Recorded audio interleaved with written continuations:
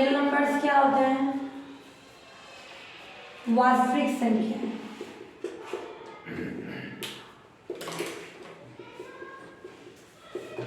कि ऐसे नंबर्स जिनका स्क्वायर हमेशा पॉजिटिव, ऐसे नंबर्स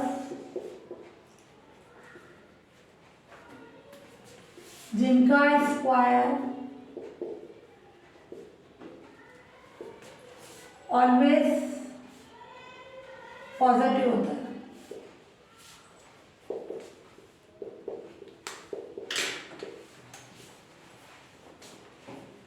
रियल नंबर्स कहलाते हैं, है ना, वास्तविक संख्या कहलाती है। फॉर एग्जाम्पल जैसे मैंने ले लिया -2 का स्क्वायर +4, ये -2 रियल नंबर है। √2 का स्क्वायर +2, तो ये √2 रियल नंबर है। या मैंने 1/4 इसका होल स्क्वायर लिया, -1/5 का स्क्वायर लिया, तो ये अंदर वाले नंबर्स क्या होंगे? -2 √2, क्या ये सही है? नहीं, ये बाहर माइनस है। क्लियर? तो ये -2 -√2 1/4 -1/5 आर ऑल रियल नंबर। ये सभी कैसे नंबर्स हैं? रियल यानी वास्तविक संख्या। क्यों? कि इनका स्क्वायर कैसा आ गया?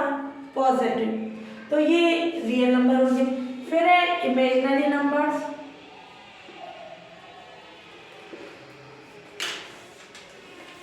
यानी काल्पनिक संख्या।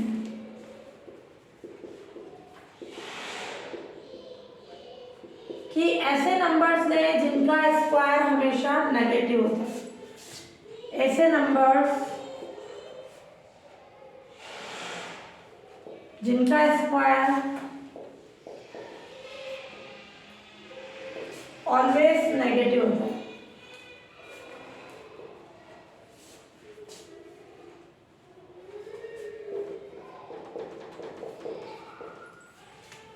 इमेजिनरी नंबर्स कहलाते हैं।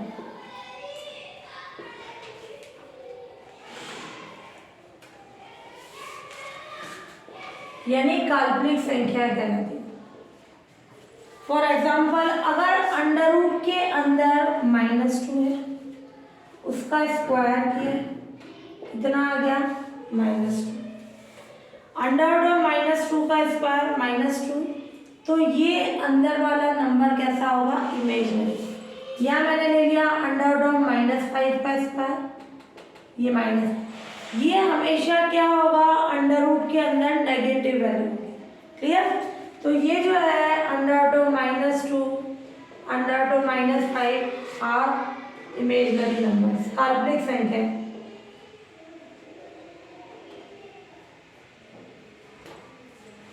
इनको कैसे लिखेंगे? √2 यानी √2,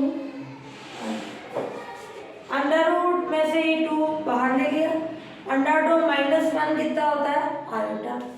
ऐसे ही √2 -5 √5। ये कैसे नंबर्स है? इमेजिनरी यानी काल्पनिक संख्या। क्लियर? वो रियल नंबर्स और ये इमेजिनरी नंबर्स की कंडीशन।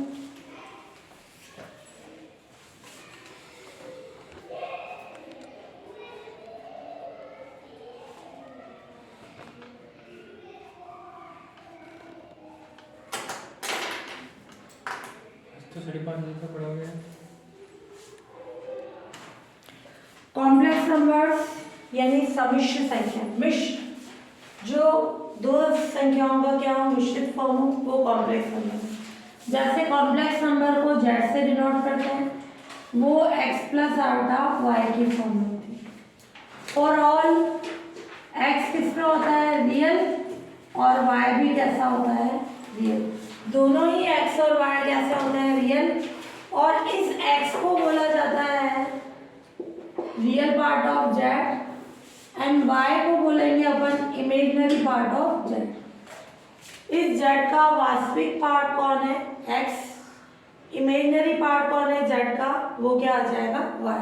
यानी जो आयोटा से मल्टीप्लाई होगा वो क्या कहलाएगा जेड का इमेजनरी पार्ट। यूं नहीं तुम इसको आयोटा से भी मल्टीप्लाई करो, इमेजनरी के कारण ही आयोटा हट जाता है। दोनों ही रियल वैल्यूज है, तो रियल पार्ट ऑफ जेड ले वो X, imaginary part of Z ले वो वाई। अगर अपन कंडीशन है इफ y इक्वल्स टू 0 तो z equals to x is called purely real, यानी विशुद्ध वास्तविक। या शुद्ध से भी जो शुद्ध होगा वो क्या हो जाएगा विशुद्ध, प्योरली रियल। और अगर इफ x 0 तो क्या हो जाएगा z equals to iota y is called purely imaginary, विशुद्ध काल्पनिक।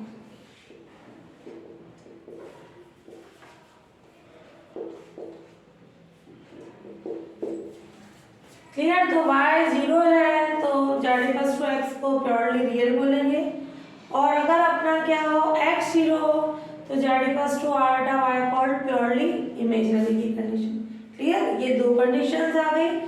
इन जनरल कॉम्प्लेक्स नंबर के सेट को set of all complex number, set of all